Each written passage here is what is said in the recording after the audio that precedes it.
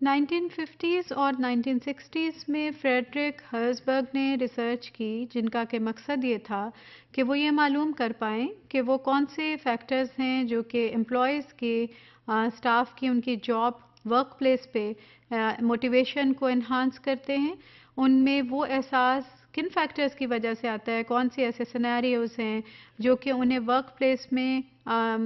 Satisfied करते हैं, और कौन से ऐसे सिनेरियोज या फैक्टर्स हैं जो कि उनकी डिससेटिस्फैक्शन का बायस होते हैं, जो रिज़ल्ट होता है डीमोटिवेशन में।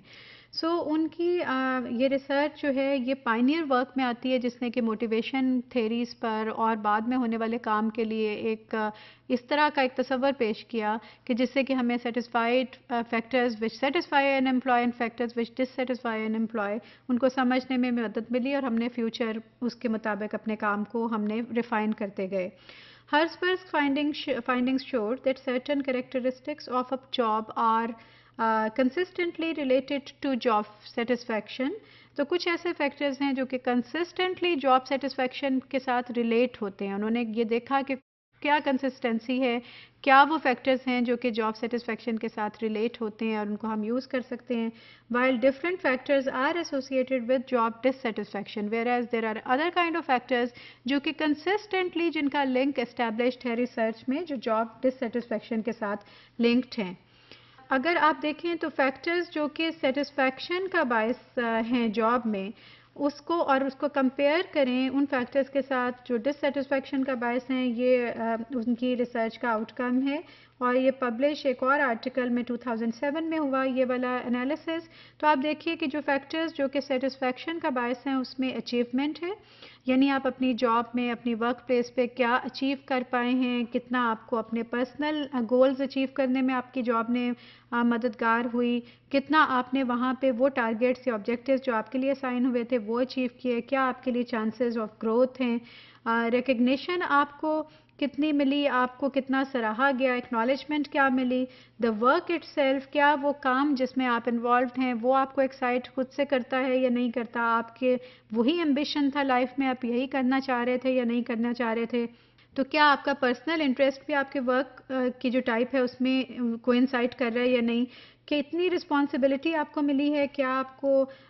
डेलीगेट किए गए हैं टास्क, कितने रिस्पॉन्सिबल हैं, कितनी आपको एम्पावरमेंट मिली है, कितनी एडवांसमेंट और ग्रोथ है, कितनी आपके लिए प्रमोशन है, क्या वहाँ पे आप फर्दर आप किस तरह से डेवलप कर सकते हैं या नहीं कर सकते हैं। तो ये सारे वो फैक्टर्स हैं और इस तरह के और बहुत से जो कि हर्सबर्ग की मोटिवेशन थेरी या मोटिवेशन हाइजीन थेरी या टू फैक्टर थेरी के नाम से हम इसको जानते हैं, उसमें उन्होंने आइडेंटिफाई किया और हमारे साथ शेयर किया। अब इसके कंपैरिजन में जब उन्होंने वो फैक्टर्स देखे जो कि कंसिस्टेंटली डिससेटिस्फैक्शन का बायस थे ऑर्गेनाइजेशंस में एम्प्लॉयज़ के लिए, तो उसमें कंपनी पॉलिसीज़ नंबर 1 पे आया कि ऐसी पॉलिसीज़ जो कि एम्प्लॉय फ्रेंडली नहीं हैं और जो ह्यूमन रिसोर्स को उस तरह से उनके लिए फ्रेंडलीनेस नहीं रखती हैं, बहुत टाइटली स्ट्रक्चर्ड हैं। सुपरविजन का क्या स्टाइल है, are they being policing all the time, are they being monitored in a very tightly controlled manner, और how what is the attitude of the supervisor, their relationship with their boss and peers both, कि boss के साथ भी उसका उनका relationship किस तरह का है, वो उन्हें कितनी अच्छी तरह से कोलिजियल एनवायरनमेंट में लेकर चल रहा है या नहीं चल रहा, और फिर वहाँ पे ओवरऑल कल्चर कैसा है, वहाँ पे जो पीयर्स हैं, कोलीग्स हैं, वो आपस में इंटरेक्ट कैसे करते हैं, क्या वहाँ पे लेग पुलिंग का और बहुत पॉलिटिकल कल्चर है या नहीं है, वर्क कंडीशंस ओवरऑल क्या हैं, एक building infrastructure physical environment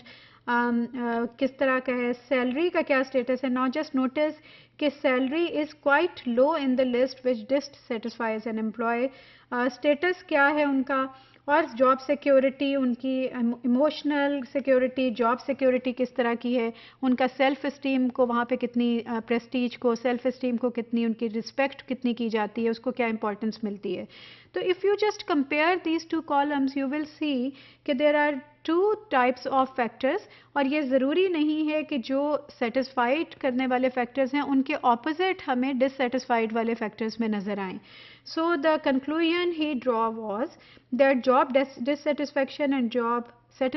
satisfaction and job dissatisfaction are not opposite necessarily. The opposite of satisfaction is no satisfaction. So if you are not satisfied, अगर आपके पास वो फैक्टर्स नहीं हैं जो आपने सेटिस्फैक्शन वाले ज़मरे में देखे हैं, तो आप नो सेटिस्फैक्शन के ज़मरे में जाएंगे. You can not be satisfied in your workplace ever. So आपको बहुत क्लियर होना चाहिए जब आप कोई भी जॉब करते हैं, कोई इंट्रोड्यूस करवाते हैं, तो उसमें सेटिस्फैक्शन वाले लेवल्स एक बेसिक चीज़ हैं जो होने ज़रूरी हैं.